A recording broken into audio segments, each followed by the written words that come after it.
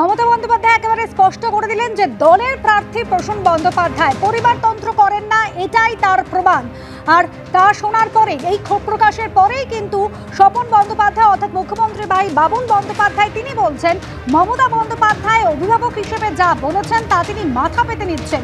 যদিও ঠিক কিছুক্ষণ আগেই কিন্তু বাবুন বন্দ্যোপাধ্যায় তিনি বলেছিলেন যে হাওড়ায় নির্দল প্রার্থী হিসেবে লড়াই করব।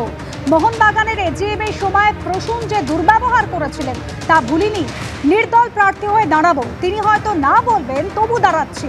আমি হাওড়ার ভোটারও হয়েছে, এবিপি আনন্দকে জানিয়েছিলেন তৃণমূল নেত্রীর ভাই বাবুন বন্দ্যোপাধ্যায়।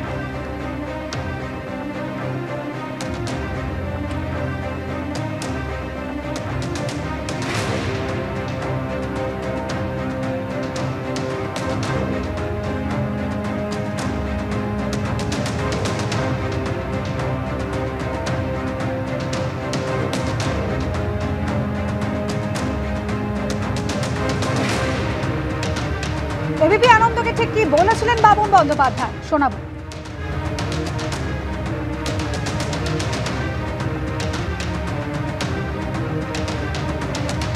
নির্দল প্রার্থী হয়ে লড়াই করবো এমনই হুঁশিয়ারি দিয়েছিলেন মুখ্যমন্ত্রী ভাই। তিনি এটাও বলছেন যে মোহনবাগানের এজিএম এর সময় প্রসূন যে দুর্ব্যবহার করেছিলেন তা ভুলিনি, নির্দল প্রার্থী হয়ে দাঁড়াবো। দিদি হয়তো না বলবেন, তবু দাঁড়াচ্ছি। আমি হাওড়ার ভোটারও হয়েছি, এবিপি আনন্দকে এমনই জানিয়েছিলেন তৃণমূল নেত্রীর ভাই। হাওড়ার প্রার্থী নিয়ে আপনার কি বক্তব্য?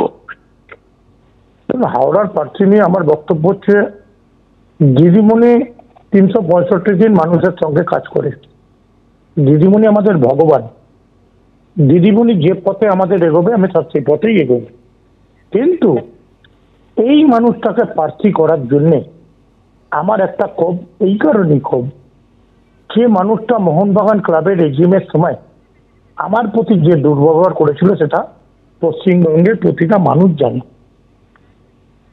তারপরে এমপি ল্যাডের পুরো টাকা সেভ করতে পারে না, ঘরে বসে রাজনীতি হয় না।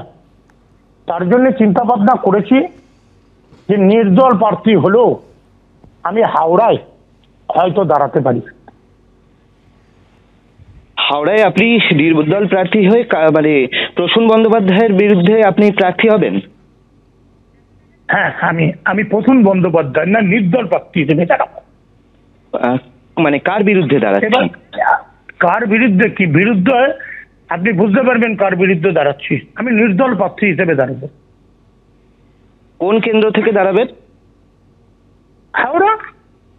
হাওড়া, ওখানে তো ইতিমধ্যেই আপনি বোধহয় ভোটার হয়েছেন। ইতিমধ্যেই ভোটার হয়েছি। আচ্ছা, তো এই বিষয়ে আপনার সঙ্গে মমতা বন্দ্যোপাধ্যায়ের কোনো কথা হয়েছে? বা দেখুন, দিদিমণির সঙ্গে গিয়ে ডাইরেক্ট কথা বলবো। দিদি ভাইয়ের ব্যাপার, যেখানে রাখি পড়ি ফোটা নেই সেখানে দিদি ভাইয়ের ব্যাপার আছে। দিদি আমার কাছে ভগবান।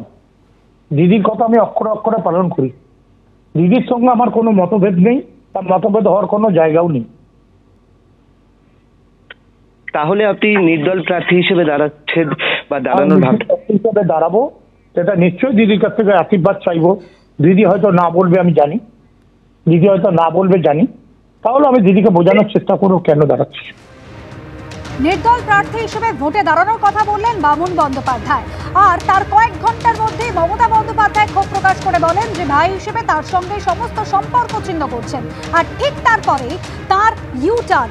দিদি মমতা বন্দ্যোপাধ্যায় তার সঙ্গে সম্পর্ক ছিন্ন করার কথা বলার পরেই ইউটার্ন ভাই বাবুনের। মমতা বন্দ্যোপাধ্যায় অভিভাবক হিসেবে যা বলেছেন ঠিক বলেছেন, দিদি যা বলেছেন আমি আশীর্বাদ হিসেবে দিচ্ছি। মুখ্যমন্ত্রী ক্ষোভ প্রকাশের পরে এভাবেই সুর নরম করলেন বাবুন বন্দ্যোপাধ্যায় এবং যে কথা বলেছিলেন যে হাওড়ায় নির্দল হয়ে ভোটে দাঁড়াবেন, সেই সিদ্ধান্ত থেকেও সরে দাঁড়ালেন বাবুন বন্দ্যোপাধ্যায়।